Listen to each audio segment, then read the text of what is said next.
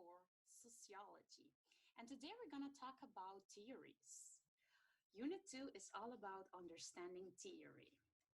I'm making a series of video based on the content of the unit to break it down and that you can watch it on your own pace to study.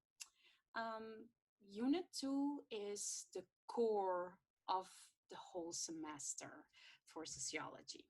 Here, I will introduce some very important sociological perspectives. So let's start.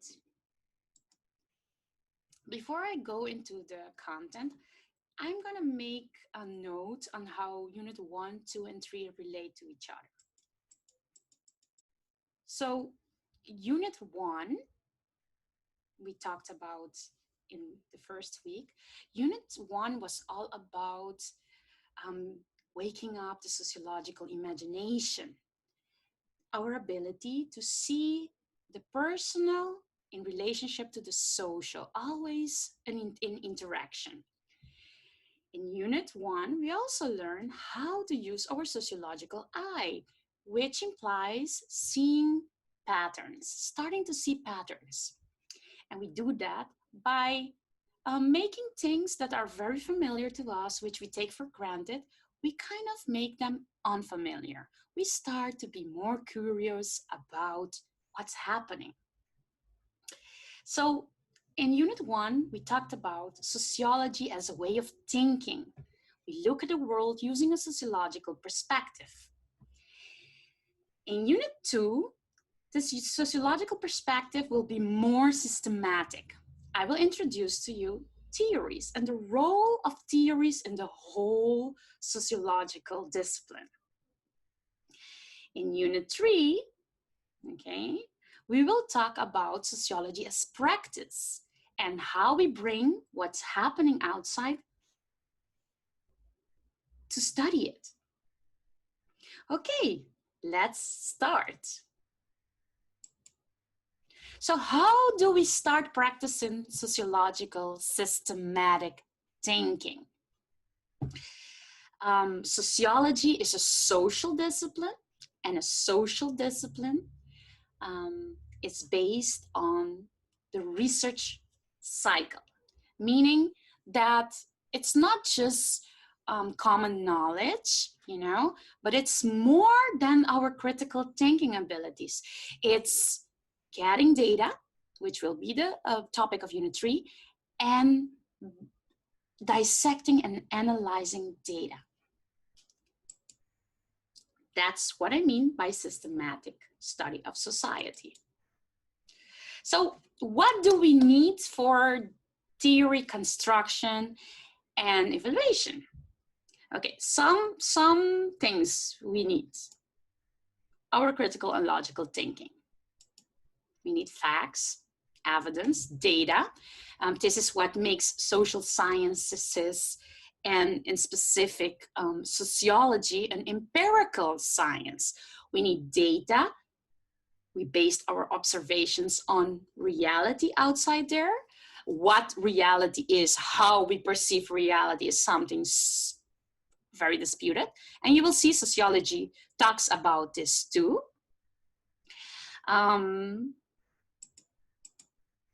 And we need research tools to do that, to gather the evidence. So this may sound easy, but it's not. It's very complex, and it's okay. I told you that what we study is messy. It's on the move. So the first thing we need to do when we study sociological objects, sociological phenomena, social problems, what's happening outside there, we need to have comfort that we can deal with complexity. First of all, we ask questions like, what is it that I want to study? What is my starting point? What questions can I ask? What categories am I measuring? How do you define these? What do you include and what do you exclude? How are you going to do this? All starting point questions, all on themselves, ask for a whole chapter of explanation. A starting point to answer these questions is theory. Theory can be a starting point to the study of society. What is a theory?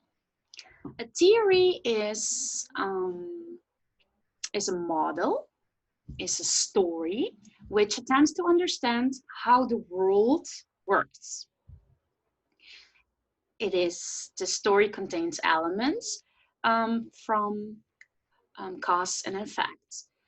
And theories are abstract propositions in which we try to understand a phenomenon.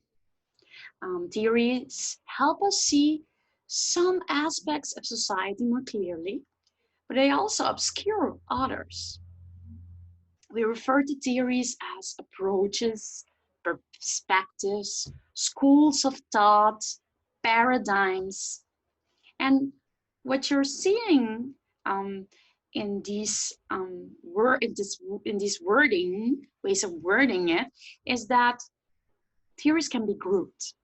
Okay, you can have families of groups. There are different approaches, and sociologists develop and use theories and explanations for various social patterns within society. So theories are guiding principles, they're abstract models, and they attempt to explain and predict social world. I'm putting emphasis on attempting. Okay, so I make an attempt to explain and predict. Brings me to theories can be contested. Okay, and what theories need is to be dynamic. I will go back to that, what it means that theories need to be dynamic. But for us to get a feeling of what a theory is, as you will get between now and your whole studies, you will get different theories. So what is a good metaphor for what a theory is? I like to use the metaphor of a map. So a theory is comparable to a map. And you all know a map. What happens with a map? What are the characteristics of a map? When you discover new places, you have to modify this map.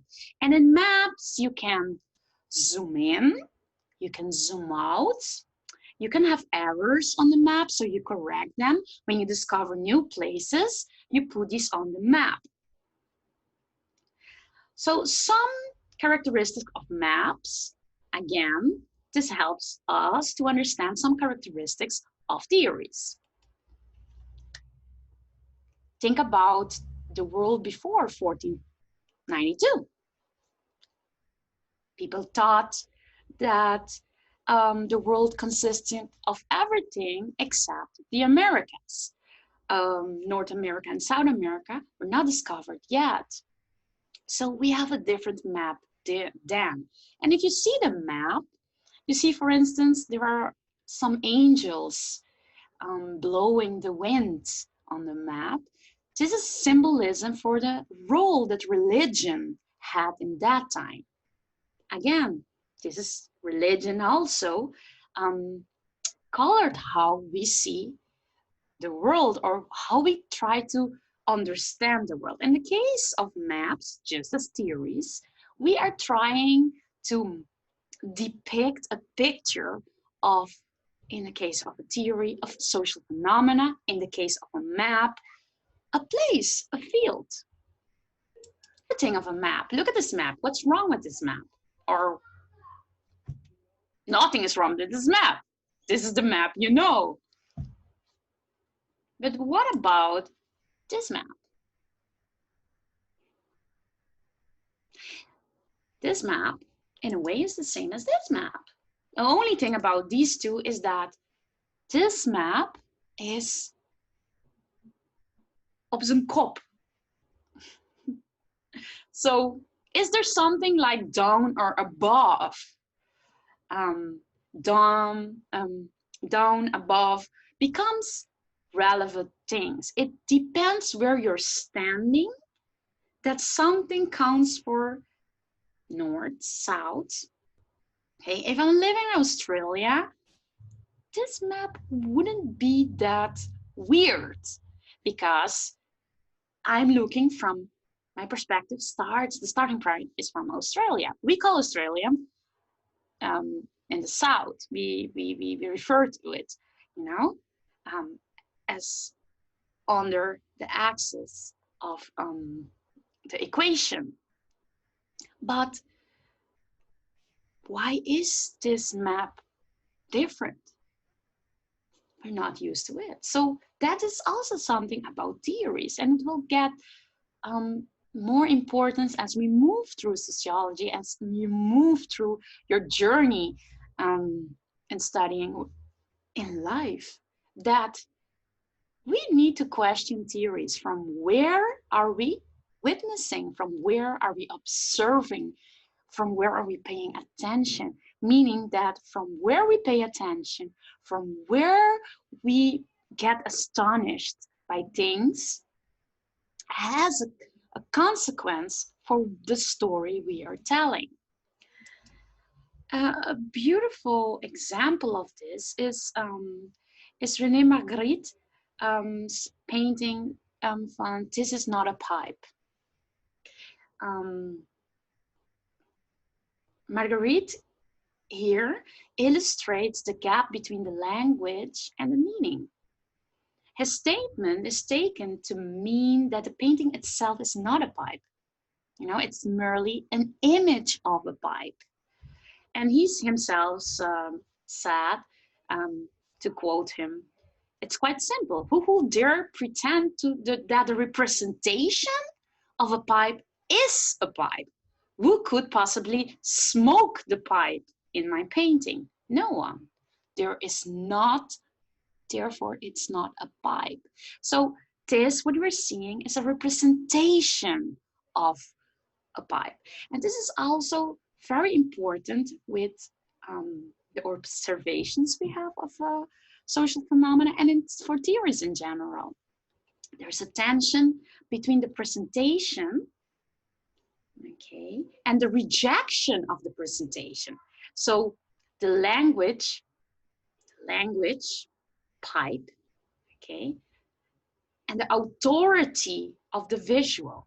The word pipe here is an abstraction of the object. It is not the object itself. It represents it. So when I have a theory of something that's happening outside in the world, like say, let's take an example, very current now. Why people don't bother to wear face masks to protect themselves from COVID-19. I can have a theory about that. Let's say people are not responsible, they don't care about other people, or but that would be only a representation of what's happening out there. So I have to question my representations. That's a theory. Okay, the theory is the representation, and I have to test it out. And different people come with different theories, and we go into a conversation, we dispute things, we gather more data, we put all the facts, all the different localities, all the different findings we find to create a more broader theory. So a theory, the representation, should be constantly adapted. So in order for theories to be functional, so we can actually use them instead that theories become myths, fairy tales, we have to have theories that are dynamic. They have to change. And this is very important because the thing that we are trying to study is on the move. Society is on the move.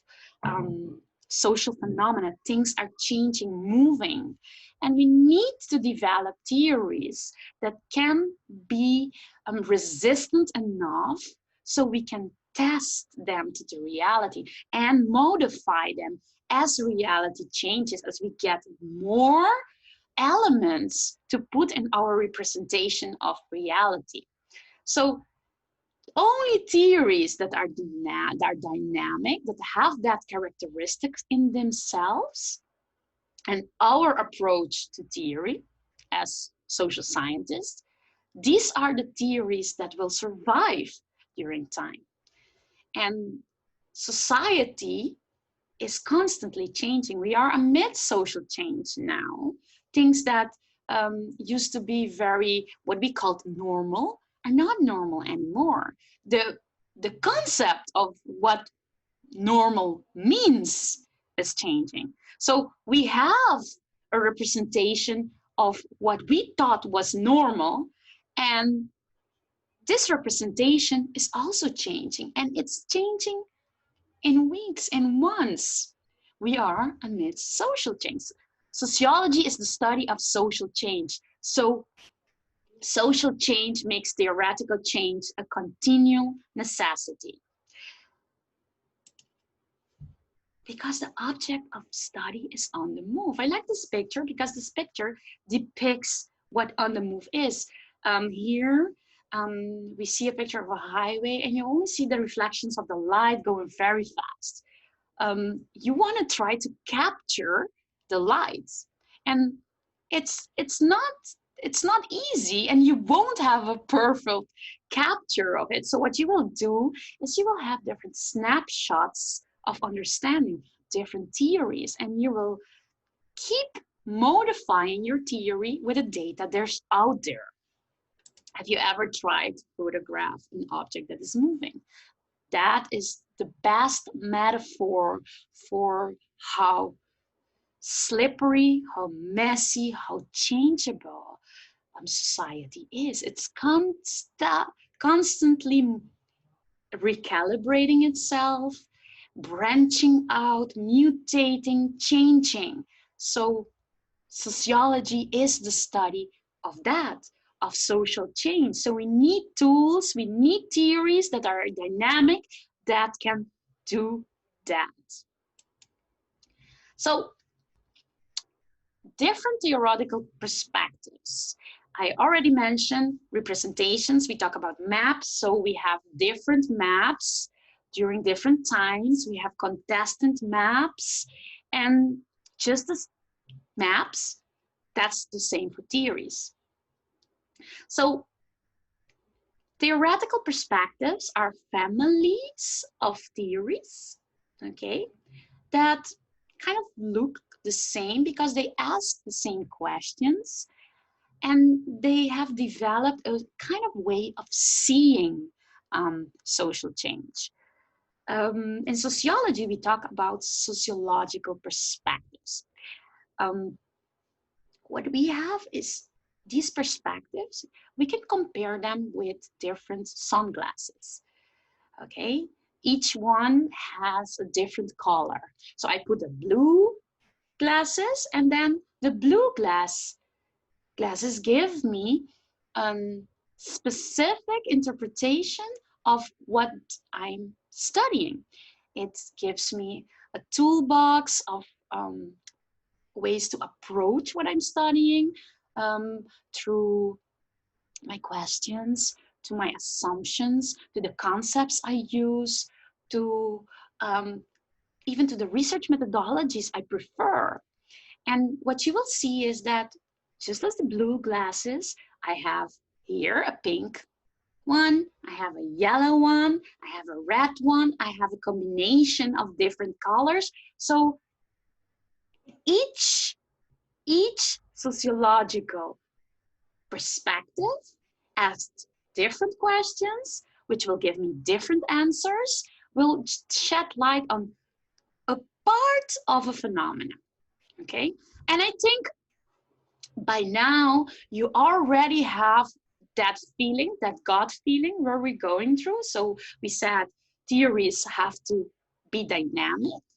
And since we have different approaches, means we need to combine theories. Each one, as you will see in the next couple of videos, each one brings something to the table, okay? And each one has its strengths, but also it obscures other things. And it's only by combining all these theories, all these perspectives, that we can have a better representation, there are multiple representations, a better representation based on evidence of social reality. Okay, so we have different sociological perspectives who ask different sociological questions, each bringing in an angle in the game, and each in its way is a kind of a map. And by combining all these maps, we get a better picture of what we're studying. Think of maps that zoom on one particular thing, maps that zoom out, maps that focus on the individual, maps that focus on a panoramic view, etc., etc. I want to bring two concepts we learned in Unit 1 back, because these concepts are very important for the theories I'll be talking about. And I will be differentiating between macro and micro perspectives. And I just want to touch base back on what macro and micro represents in sociology. The macro perspective assumes that society's larger structure shape individual interaction.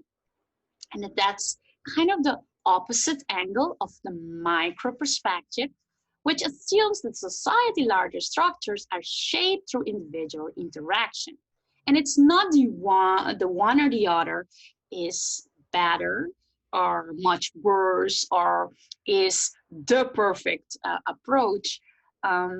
We should see these perspectives as a continuum. And I'm putting this picture on the screen right now. So you see I have bigger, larger structures at above, like society, culture, social institutions, social inequalities, and then it gets a bit more narrow, groups, roles, socialization, interaction, and it comes to the human being, the self. So it is from the macro going to the micro. And as you will see in the theories I will be talking about, the macro wants to give us a panoramic perspective of social institutions, social structures. Think of something like poverty and a large scale seen from the macro perspectives. Micro perspective wants to pay attention to the experiences of the individuals in interaction in their environment with each other, with poverty. So what does it mean to be poor? The meaning of being poor at the level of the individual. And it is only by taking the macro and micro perspective together that we can understand that poverty, for instance, is something that gets reproduced through social institutions. It has to do with a lot of things. We will talk a lot about poverty, but now what's important is to make a difference between a macro and a micro perspective. So I will be talking about 3 traditional classical perspectives in sociology. These sociological perspectives are the core of how the other perspectives, the much newer, we will talk about that too, but in another session, they build on each other. two of these sociological perspectives, very popular, are at the macro level, meaning they try to analyze society from a panoramic perspective, looking at big systems, looking at social structures. These are structural functionalism and conflict theory. And then I will talk about one micro level perspective, very popular and which still is very popular, and that is the symbolic interactionism. And symbolic interactionism, again, looks at the angle of individuals in interaction with each other, with the environment in which they live. So let's get into that.